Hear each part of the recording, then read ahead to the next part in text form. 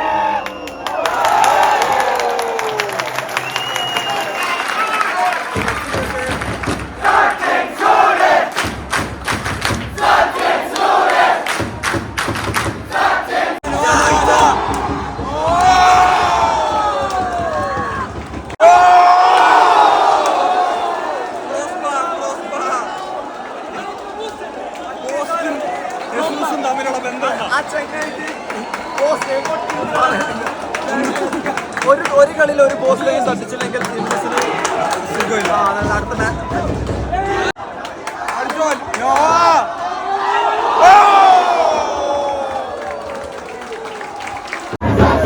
ഇത് ഗോളാകും എന്നാണ് ഡോണിക്സ് പറഞ്ഞത്.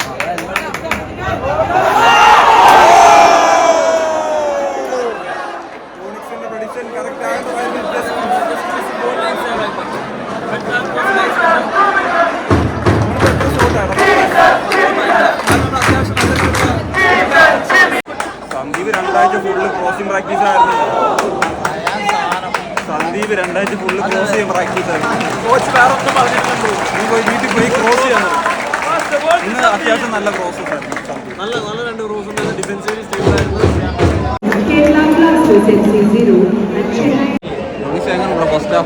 First half was very good.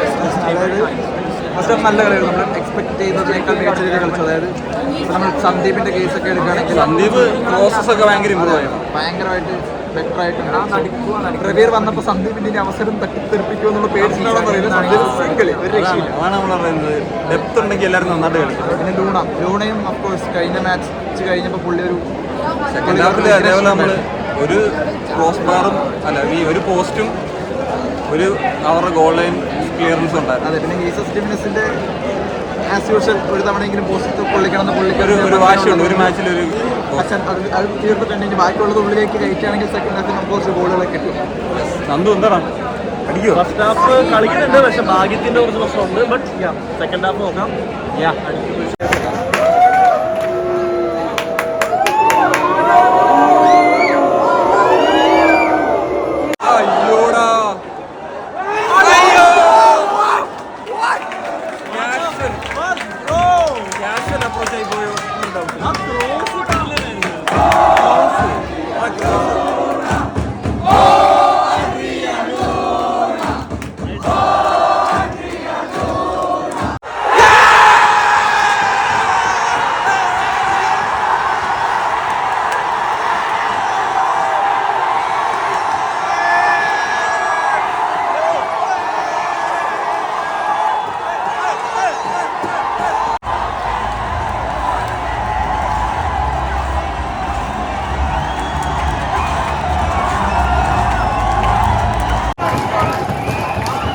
Come on, Blasters!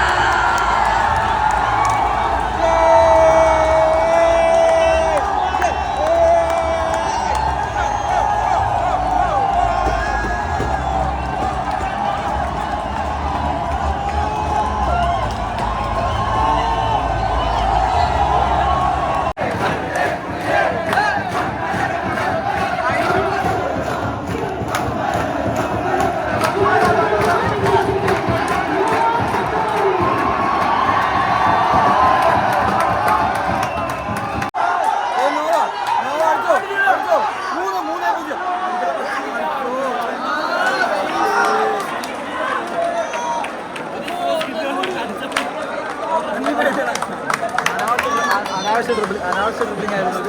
പക്ഷെ നോവ ആയതുകൊണ്ട് ഒരു ഗോൾ അടിച്ചുകൊണ്ട് നമ്മളൊന്നും പറയും. ഓക്കെ, ഇപ്പൊ അടിക്കും, കോർണറിൽ അടിക്കും.